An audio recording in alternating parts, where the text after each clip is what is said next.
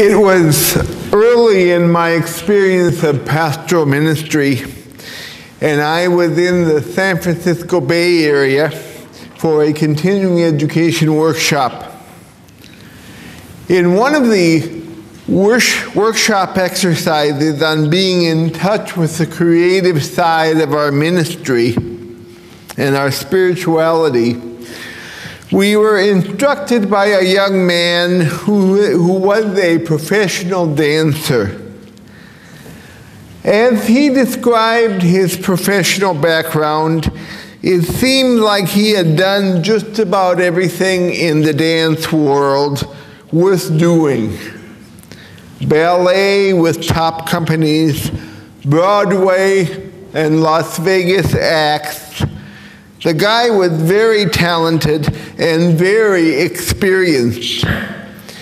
He told us his story before he put us through our dance exercises. He told us a few years before he was up for a lead in a ballet with the New York City Ballet Company. And in the series of tryouts, he kept getting callbacks. And each successive round of callbacks, the group of competitors grew smaller and smaller, to the point the last audition group was composed of him and one other dancer. After this final dance, he was called back into the auditorium to meet with the producer and the director. They told him that while they were very impressed with the way he had danced, they could not give him the lead part. Someone had told them that he was HIV positive, and they were concerned what that would do to the morale of a company in an artistic endeavor with much physical contact. Now you have to remember, these were the years before much sophisticated medical knowledge had come out about AIDS and how it was spread and the legal protection for the afflicted.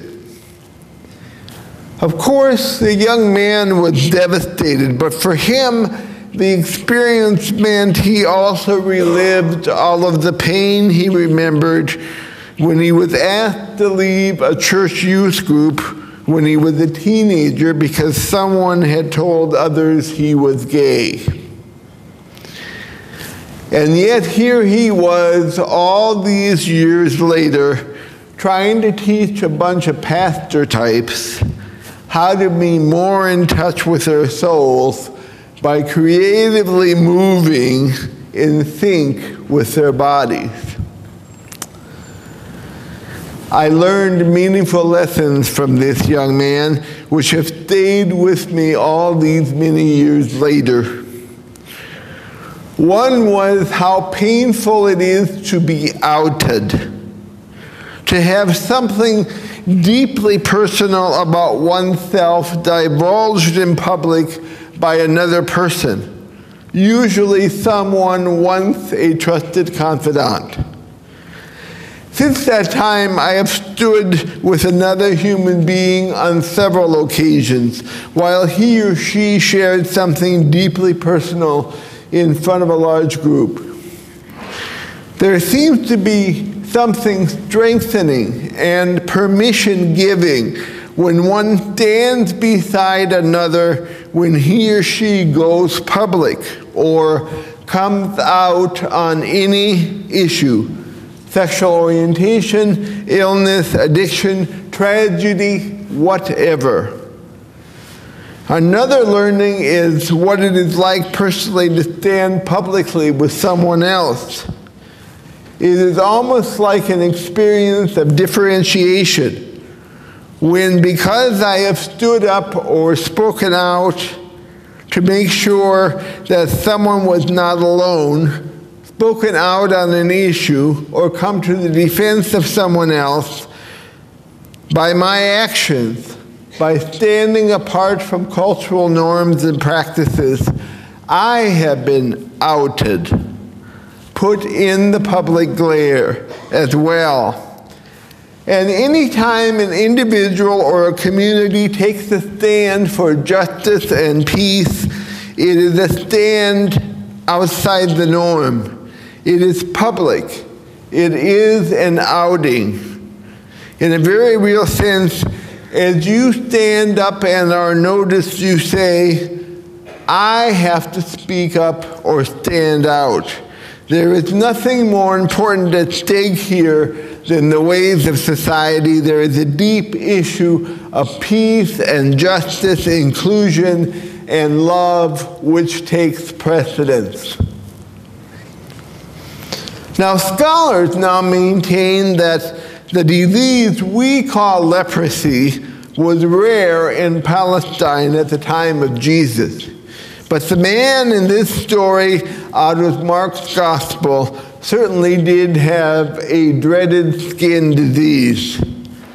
And according to Jewish religious scholars and practices of that time, any person healed of that disease also needed to be declared by the priest to be free of the ban of social isolation, to be clean. Now, New Testament scholar Matt Skinner sheds light on this for a postmodern mind when he writes, the man's ailment likely required him to live away from populated areas and to avoid contact with others.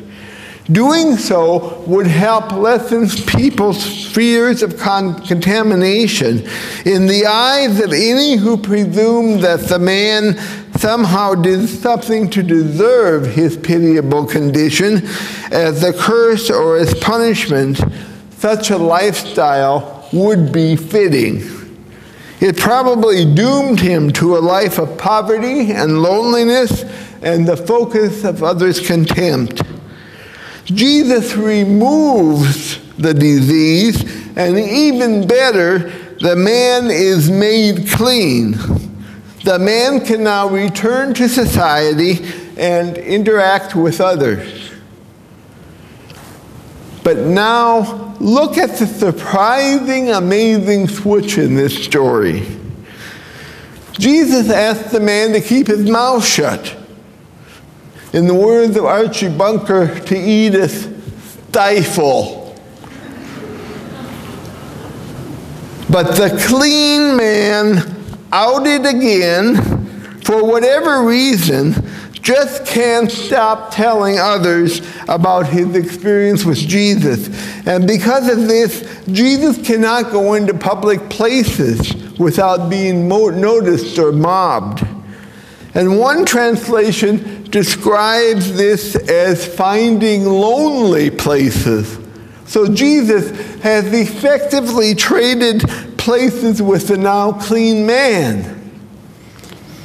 The previously ill man placed outside the circle is now inside, shouting the good news, and Jesus, you got it, has been outed. And this is a bother to Jesus. His plans have been changed by this chapter in his life. Matt Skinner again. It forces him to alter the path he will walk to do what he believes he has come to do. Now, this certainly changes our conventional sense about who's in and who's out. If we consider the Christian conviction that Jesus was more than just another healer, but is God incarnate, God with us, God within the flesh, where does that take us? Jesus' encounter with this diseased man suggests that God cannot participate flesh and blood existence without being affected by all the trials that come with it. God now cannot remain unaffected by the human condition. God cannot dwell among festering sores and pain and poverty and exclusion and oppression without those things taking their toll, making a mark, or making an impression. In Jesus, God didn't just come near. God didn't just come close. God didn't just pass by. God didn't just lend a hand. God experiences exactly what we experience. He experiences solidarity with those who suffer, taking their place. Lifting up the lowly takes effort, and it alters the trajectory on which Jesus is going.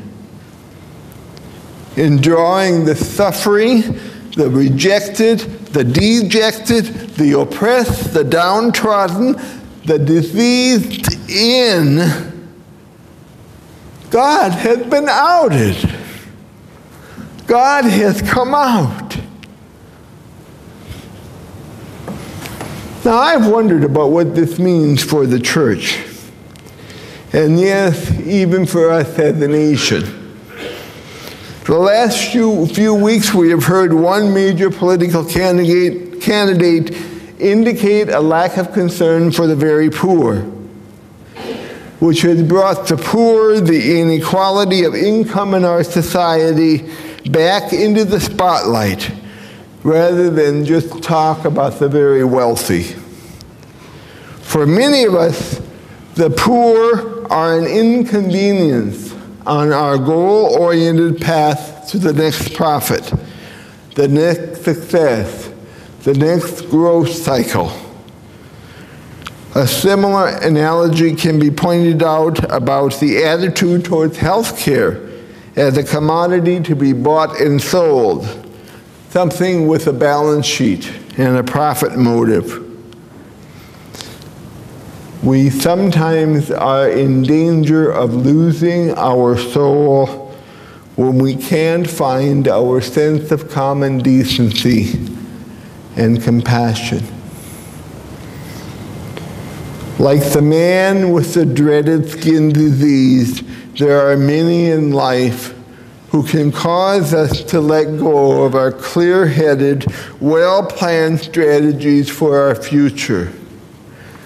Jesus lets go of fulfilling his purpose because right in his forward track is the man demanding his compassion and healing and restoration to the community.